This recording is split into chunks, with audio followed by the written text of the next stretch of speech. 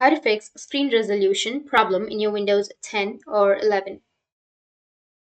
So if you want to fix your screen resolution problem on your Windows 10 or 11, then what you need to do is first you just need simply right click on your Windows and then go with the device manager option. Now under your device manager, you just need simply go with the display adapter section. Under display adapters, you need to go with the Intel one and then right click on it, go with properties, go with driver and then update your driver.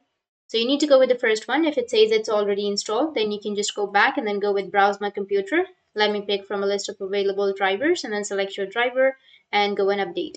After updating, your problem might be fixed. Now, the second method is you need to open up your settings. Under your settings, you need to go with system and then go with display. Now, under display, you need to go with advanced scaling setting. So you just need simply go with scale.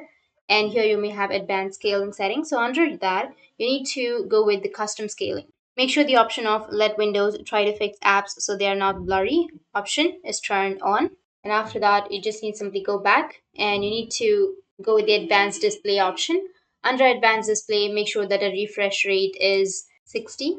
And after the refresh rate, after that, you just need simply go with display adapter properties for display one. And here you need to go with properties.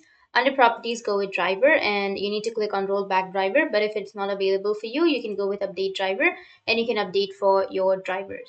After updating, your problem will be fixed. You can restart your device and that's it. If you have any questions, feel free to comment below. Thanks for watching.